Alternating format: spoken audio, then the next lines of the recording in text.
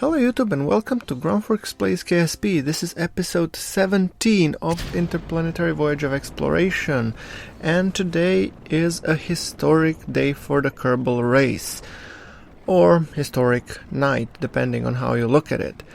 This clearly overpowered probe that we are launching holds in itself the first Kerbal interstellar warp probe.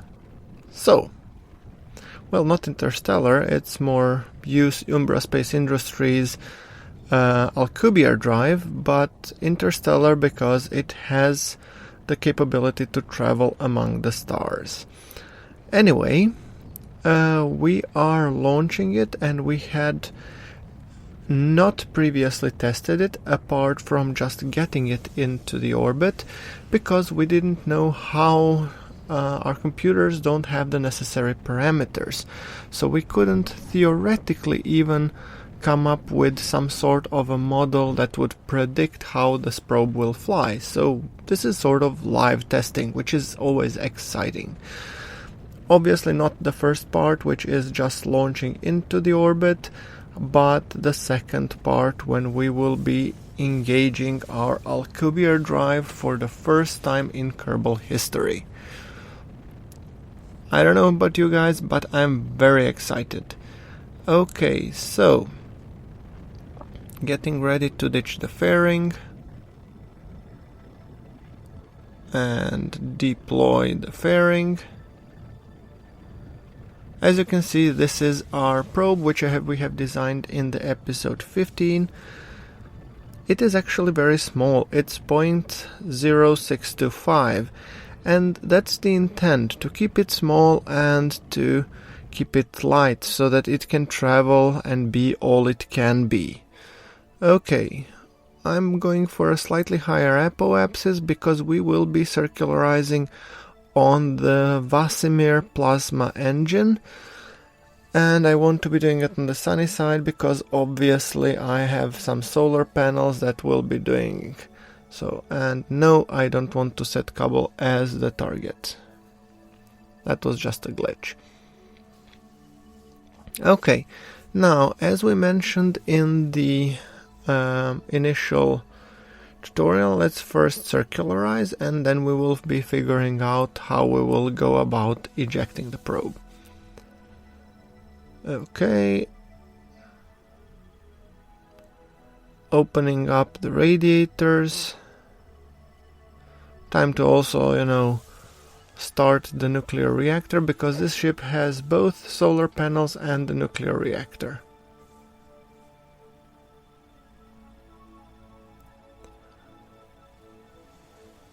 Let's open up the antenna. I mean, we already extended the Communotron 16, but this probe will be going to different planets, so the plan, I believe, is to point it and try to get it to Eve using the Alcubierre drive. So not going too far, but still far enough that we can test the benefits of it. Okay, opening up the solar panels, and now we are circularizing.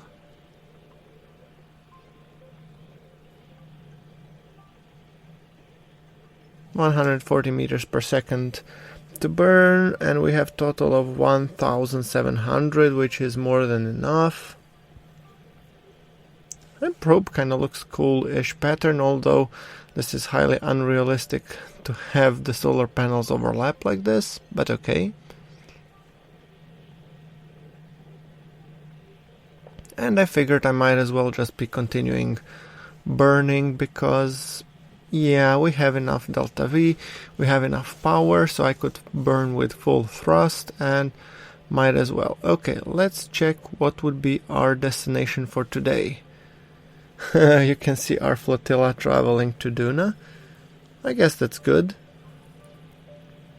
In theory, we could as well go to Duna, but what would be then the fun? I mean, what's the point of sending everything you have to Duna when we have still not even begin to touch Eve?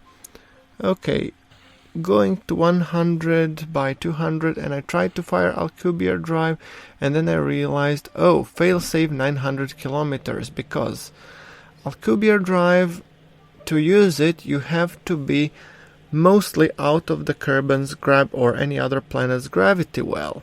And gravity well is intended as 1.5 planetary radius.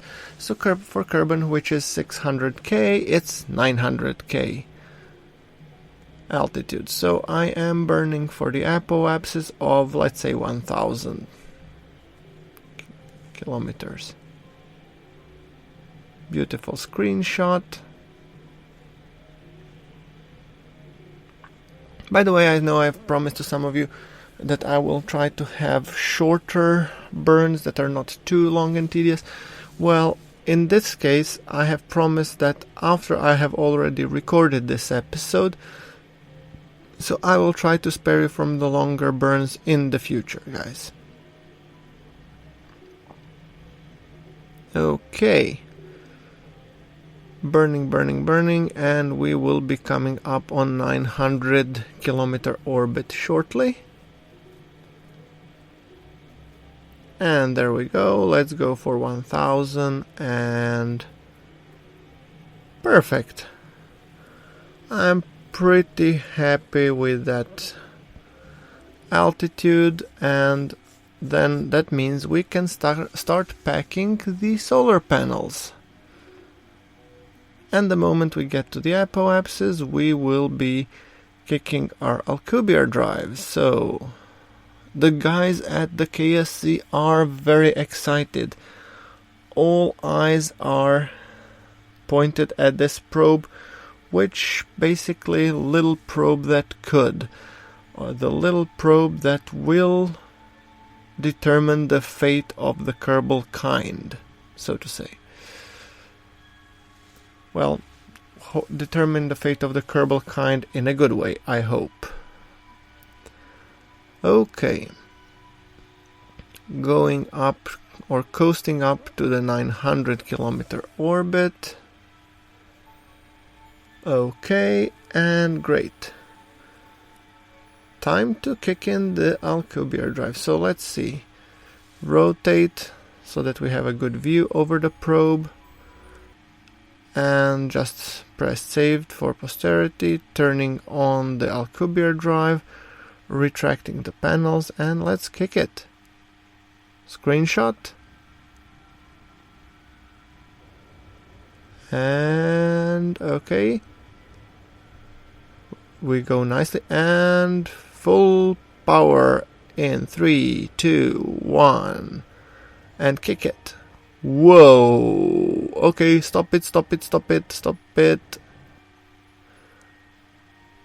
Okay, we have stopped.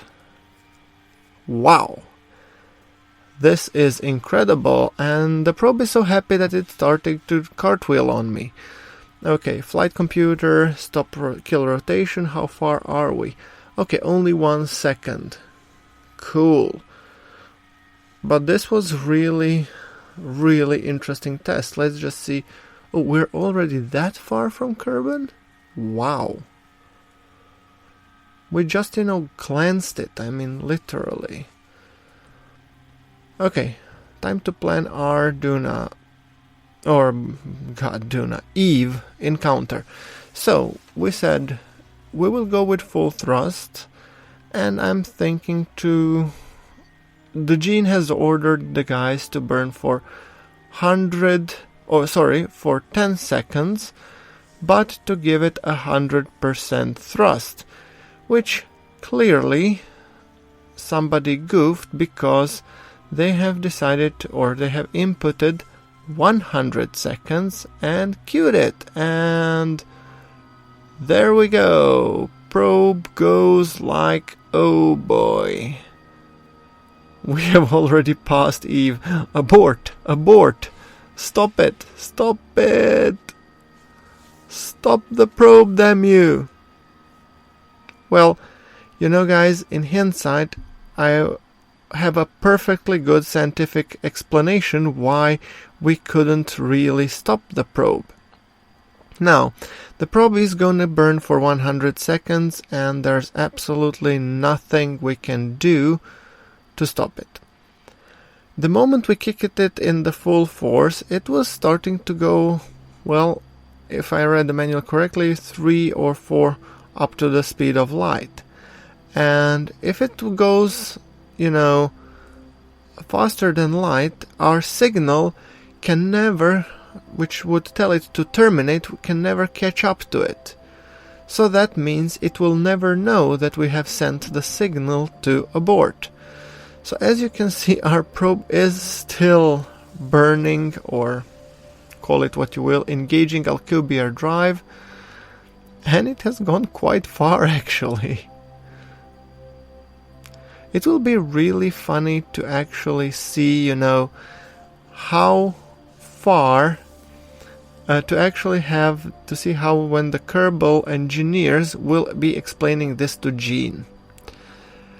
Okay, so Gene comes to the guys and says, okay guys, so how did our warp core probe, test go? Gene, it went fantastic. Awesome, so let me make a press release. So, where is currently our probe? Well, we don't know, sir. What do you mean you don't know? Well, we kinda lost it. What do you mean lost it? It was supposed to go to Eve. Where is it? Well, somewhere on the height of orbit of Urlum. What? So you can see a potential development at the altitude of 244, 898, 555 and 794 kilometers.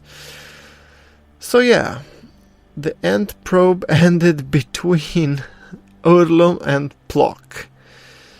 Clearly, it was equipped for the communications range only until Duna or Eve, which means it is lost. I'm sorry to say.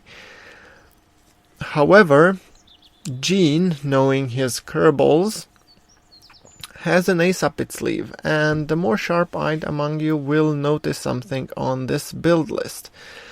And I will not discuss and uncover which kind of ship it is.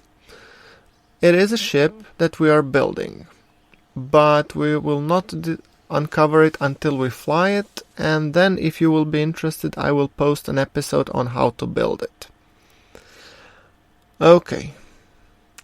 Trying not to have spoilers. Interesting, right? Okay, so time to actually launch our refueling tanks. So we want to be launching our carborundrum tank to our core station component that is currently in the orbit, because our carborundrum collector will be returning from the sun full with carborundrum, so we need to store it somewhere, and low Kerbal orbit refueling station is the perfect place to do so. So that's why we want to ship off into the orbit a carborundrum tank that will be attached to the refueling station. Okay, refueling station coming into the view. Time to launch. Throttle to max, stability assist, and kicking the gas. We have also launch tested this vehicle within the episode or 5 of our how to build a base. Well, not technically that one. The other one had liquid fuel and oxidizer. This one has carborundrum. So, but the launch principle is the same.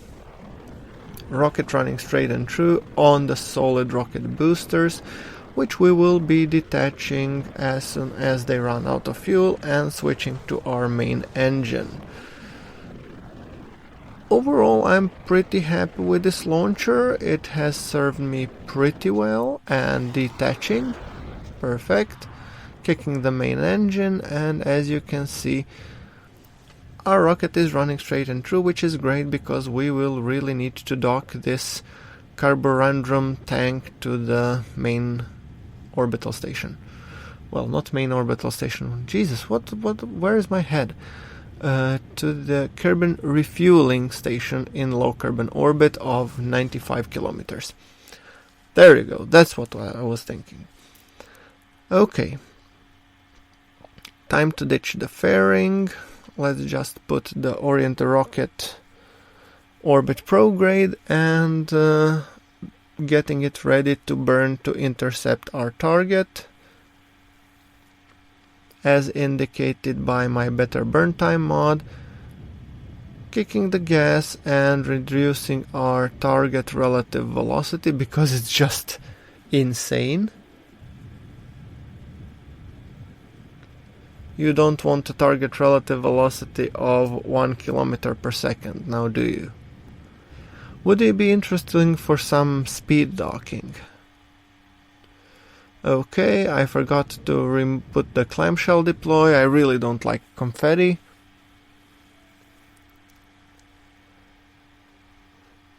Okay, 700 meters per second compared to the target.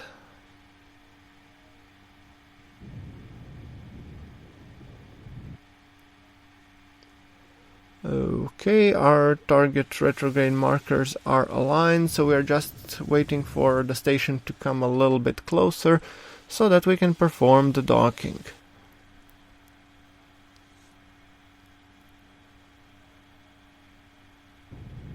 Okay, 490 meters, 190 meters per second, 300 meters per second. These engines are pretty powerful, so we can almost wait until the very last second to burn and match speeds, I guess.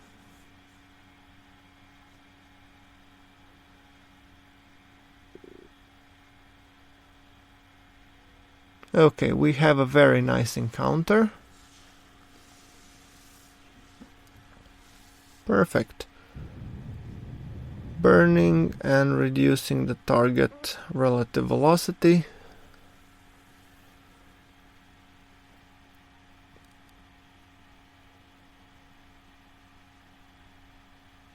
Okay, we've done this before many times, so might as well.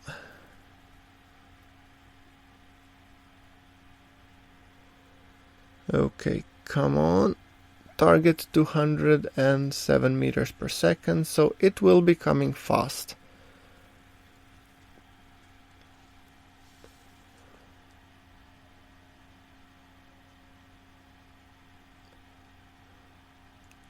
.200 meters per second, reducing it even further down to 150, then to 100, and then below. 11 kilometers, so still enough to decelerate in time, that is. Ditching the booster, enabling our Rhino engine, or whichever that one was. I think it's Rhino, by the way. And the station will be coming from our rear and a little bit underneath us, which I guess is the favorable position, because then when it comes from that angle you can easily see it against the backdrop of Kerbal, plus it kind of looks cool. Okay, 66 meters per second. Our station is coming ever so closer. 2.7. I'm waiting for it to hit the physics range. And there we have our hiccup that we know and love.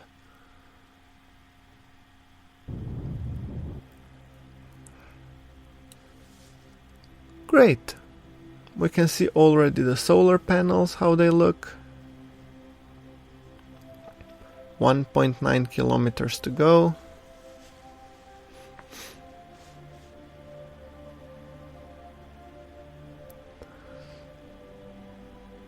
.7, 1.6. I think, guys, I have messed it up a little bit by having too low speed on approach, but then again I thought it would be kind of handy. What do you know? Okay, orbital station at 1.3 kilometers, approaching at 12 meters per second.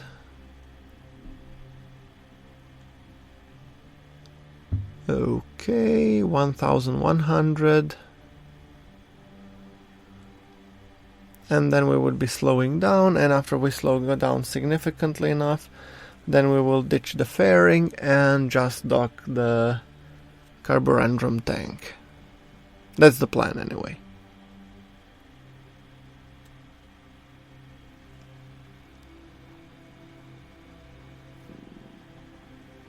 $800.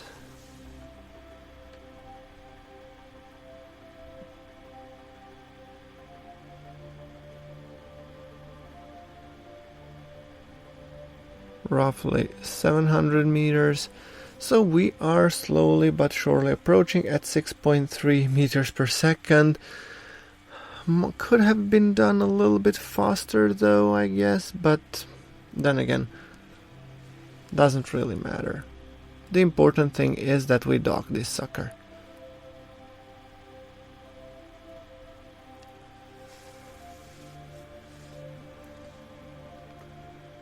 Coming ever so closer.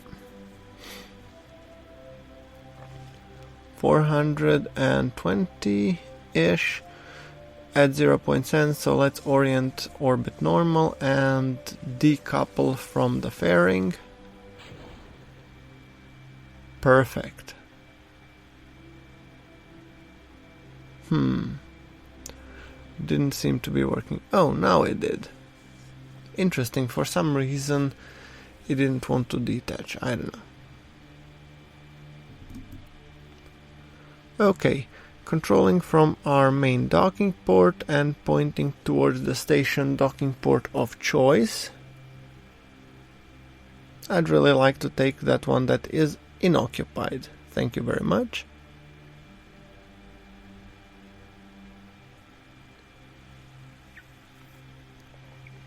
Okay, burning so that we get this aligned, and as you can see, this all of these tanks are so easy, so nimble, and so light to actually move and shuffle around, so they don't need too much special balancing. A little tweaking here and there would be appreciated, but then again, they seem to be doing the work just great on their own. Okay. That being said, let's increase our relative velocity to the target by a little bit, and we want to make sure that we dock with it today.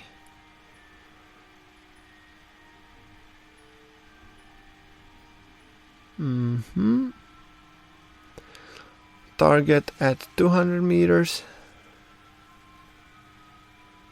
These solar panels really help to sell the station, I must say. I'm impressed. I mean, granted they are a little bit too huge, but I'll allow it. Okay, now I'm thinking that maybe we would like to choose a docking port that we want to use. I mean, the first one on the right is as good as any, so we'll give it a look.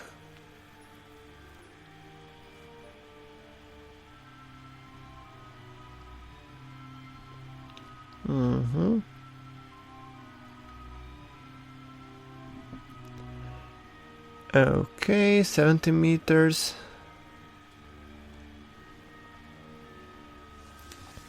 Coming in on this docking port, I think it will be great. Come on, thrusting a little bit here, a little bit back.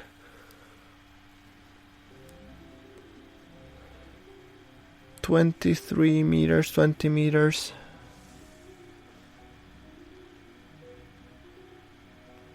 $15 meters. 10. And then 5, 4, 3, 2. Will there be 2? 2. And there we go, ladies and gentlemen. We have almost... We're docked. Finally. Great. Screenshot and save the game for posterity, obviously. Okay. Time for the next one. I really like the way the Kerbal refueling station looks from here. Okay, so with that thing in mind, let us just quickly check where are our interplanetary craft. And I believe that they are already on their voyage, so...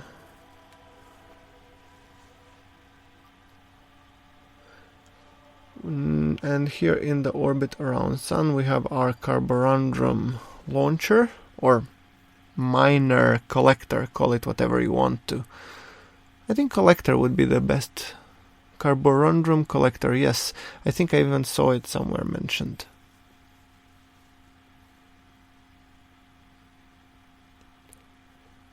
Okay, and here we go.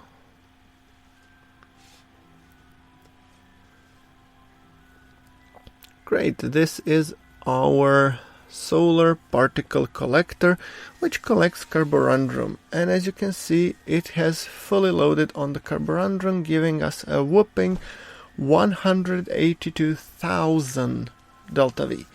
So some of it will be used to propel the craft to Kerbal, but the rest will be used to refill the carborundrum tank that we have just docked to the space station. I hope that is now pretty clear how do these components come together in place. Fixing the inclination, obviously.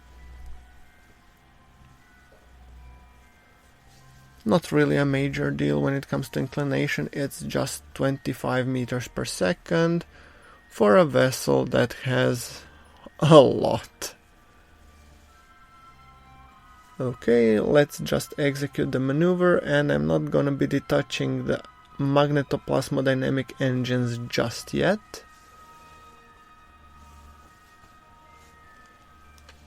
Okay, time to have the orient ourselves in the proper direction, which I guess is orbit normal. Let's close the particle collector, or just in case. Okay. Okay, and let's set up a maneuver node that once it actually passes that, we should start planning our return back to Kerbal. Setting Kerbal as a target, and we do want to find the place at which point we would be launching so that we get back home to Kerbal and onwards to the Kerbal refueling station. Okay, first we will do the inclination correction. It does take time though. If you remember, these engines have abysmally low thrust to weight. Hopefully that should change very quickly.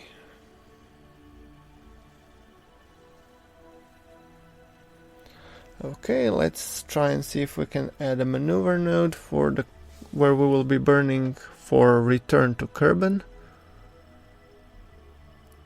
Come on. Okay.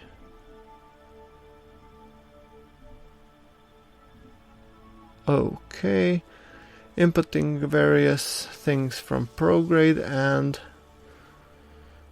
I'm trying to find the one where it actually matches the road on the Kerbal. Okay, and I think we are coming up on the solution. And a little bit more, and perfect. We have an interception. Great. So the point is that we get arrested, or not exactly arrested, but when coming back to Kerbal, that we use minimum amount of delta V to circularize and dock with a refueling station.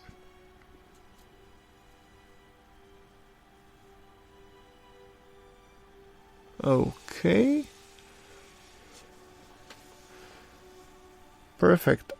I guess I just need to correct my arrival orbit a little bit, something along these lines, so that if I choose to, we can dip into the atmosphere, and if not, we can just continue on our merry way. And we have decoupled from the main vessel, which I think is great. And I almost like kind of how this probe looks like. It almost looks like a small beacon or something. Yeah, I guess so. Okay. I said hold maneuver prograde, and then we will be executing, but this will be coming in 59 days. I just wanted to burn at 11% at 1 second to determine what is the signal delay at the solar orbit. Okay. Let's see how it will look like.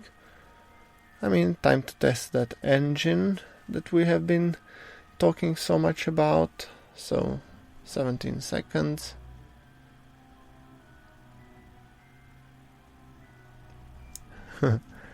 Okay, and maneuver prograde, and getting ready for the burn. Just tested small amount just to make sure that it's working.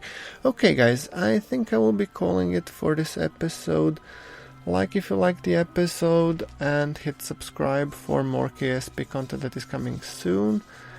And until the next episode guys, I'd like to thank you all for watching. This is GrunfWorks signing off.